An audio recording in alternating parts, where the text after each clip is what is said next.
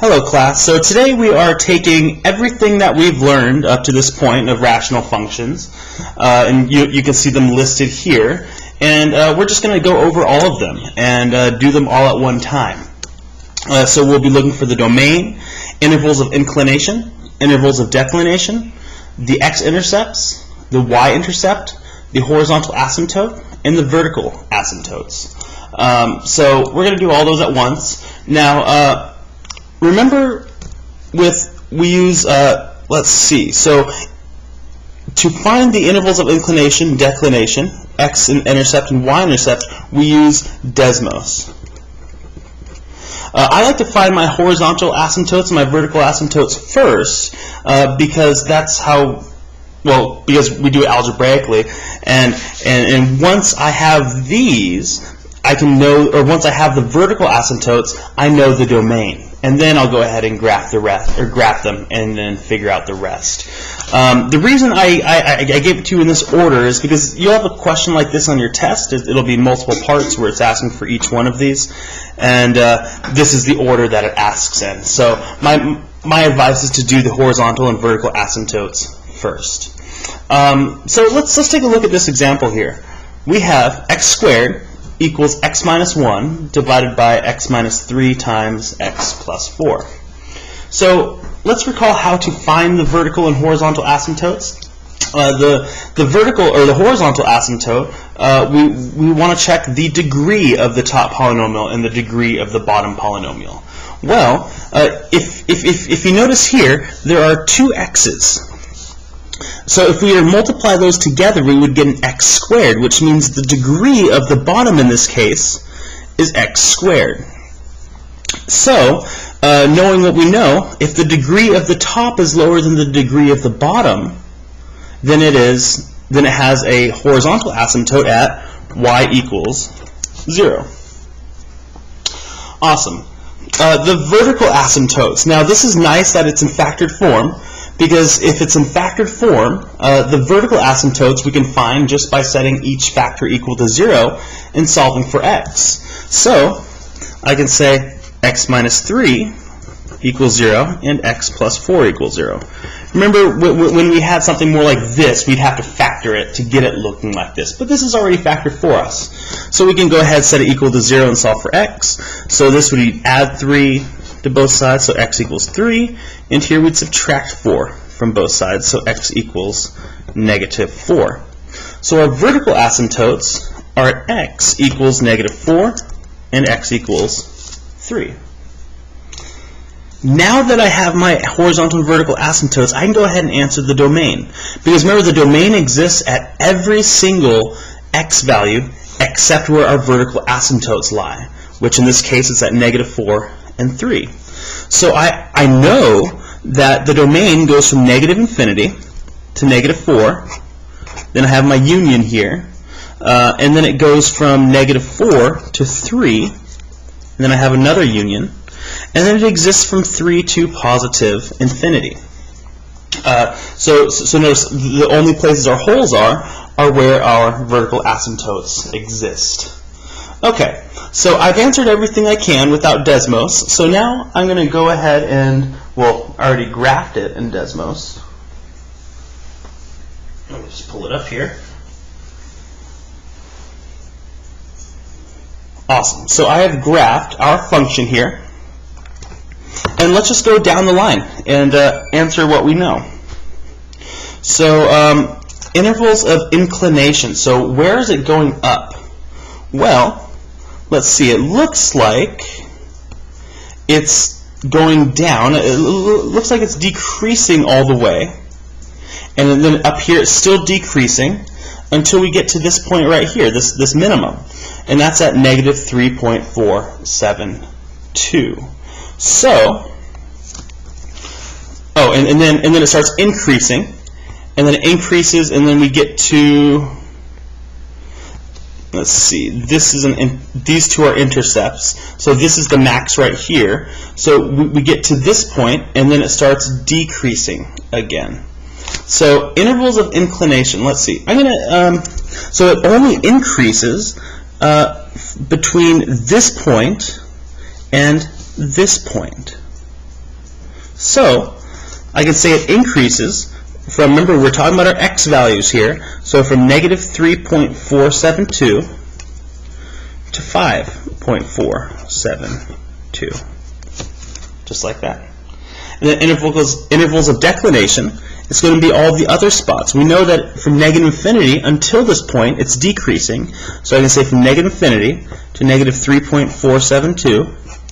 And then we have another place where it's increasing. And that's from this point on. Decreasing. It's from this point on. So from 5.472, I'm running out of room here, infinity. Just like that. I ran out of room, sorry. And then our x and y intercepts. Well, those are our other 2 points right here. And our x-intercept, let me zoom in here, is going to be 1, 0, because our x-intercept is the x value when y is 0. So this would be x equals 1.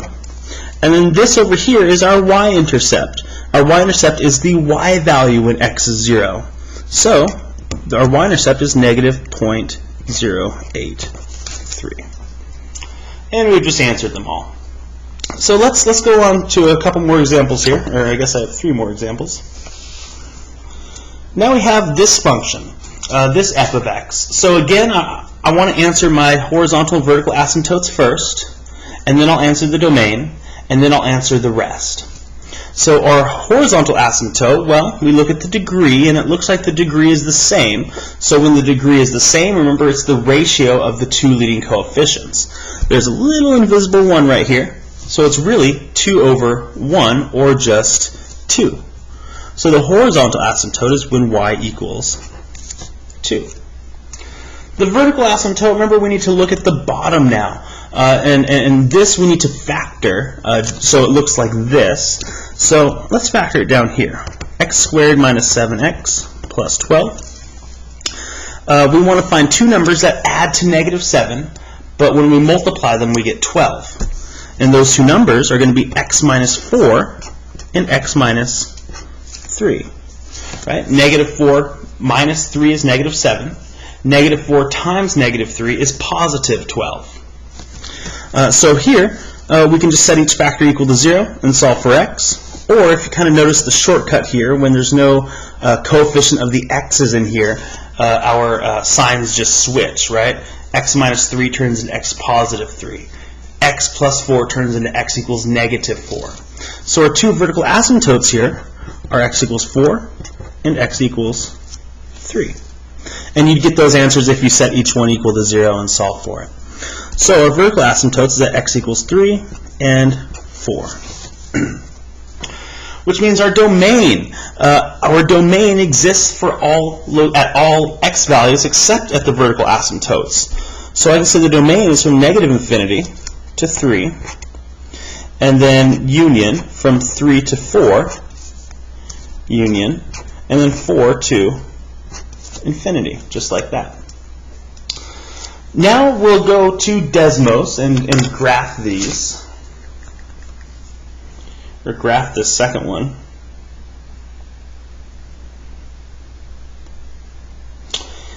And here we have it. This is the function right here. It looks like, let me see, let me go like that, so you get a little better idea here.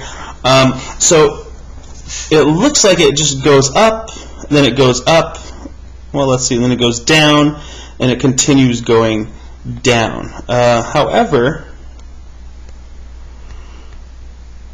over here is going to be, let's see, is that a max or a min?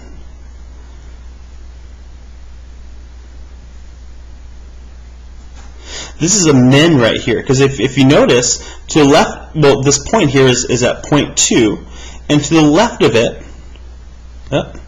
it's higher than 0.2, and to the right of it, it's higher than 0.2. So it's decreasing until it gets to this point, and then it starts increasing, and it increases until we get to this max right here, and then it begins decreasing, and then it decreases forever. So our intervals of inclination here. Let's see. So it begins decreasing. So I'm just going to start with that. Let's see. It begins decreasing from negative infinity until we get to this point right here at negative 2.55, or 0.55, sorry. And then it increases from that point, not this point, from negative 2.55 until we get to this max right here at 3.455.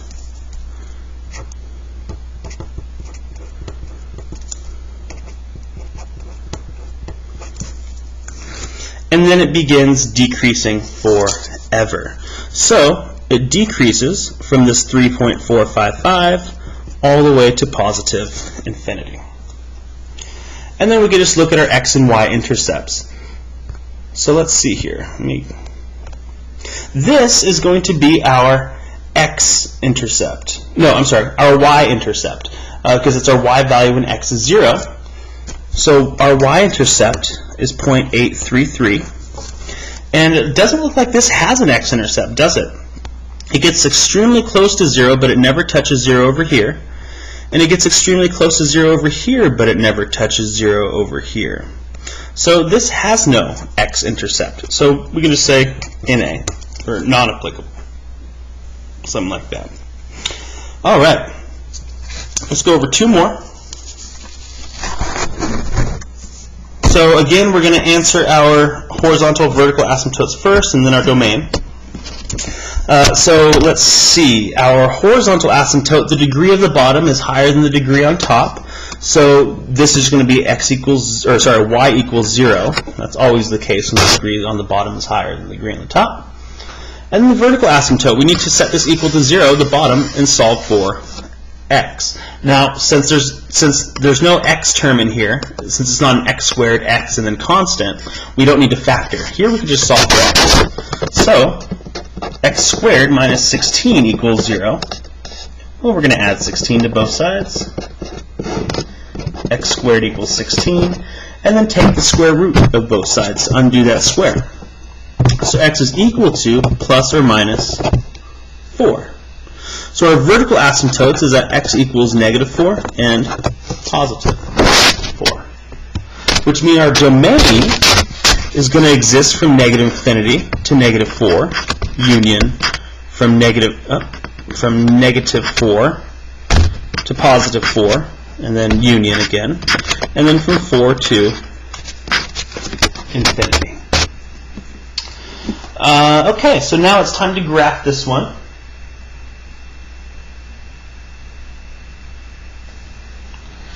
And let me just get my picture a little nicer here, so it looks a little nicer. Alright, so now we have this function. So, it doesn't look like there's a point over here, and let's see, okay, and it doesn't look like there's a max or anywhere over here, or out here anywhere. So it looks like, to me, this function, if we read it from left to right, is actually decreasing the whole time. It decreases, decreases, decreases, and then decreases some more, and then keeps decreasing, and then it continues decreasing out here until forever. The only points here we have are our x-intercept and y-intercept. So, intervals of inclination, there's NA, there's none. It's never going up. And then intervals of declination, that just is from negative infinity to positive infinity, because it's always declining. And then we can zoom in here and look at our x and y intercepts. So this would be our x-intercept over here, negative 3. And our y-intercept would be over here at negative 0.188. All right, let's do one last example. Now we have x minus 1, x plus 7, and we're going to start with our horizontal asymptote. So let's see, the degree of here is the same from both of these. The highest exponent here is just 1, so it's at 0. Oh, well, no, I'm sorry. which means we have to compare our two leading coefficients, which this is a 1, this is a 1. 1 over 1, that's just going to be 1. So our horizontal asymptote in this case is just 1. Our vertical asymptote, set the bottom equal to 0 and solve for x. So x plus 7 equals 0. Subtract 7 from both sides. X is equal to negative 7. Oh, I'm sorry, horizontal is y. What am I doing? Y equals. And then our vertical asymptote is x equals negative 7. All right, which means our domain is going to be all the values except negative 7. So from negative infinity to negative 7, union, negative 7 to positive infinity.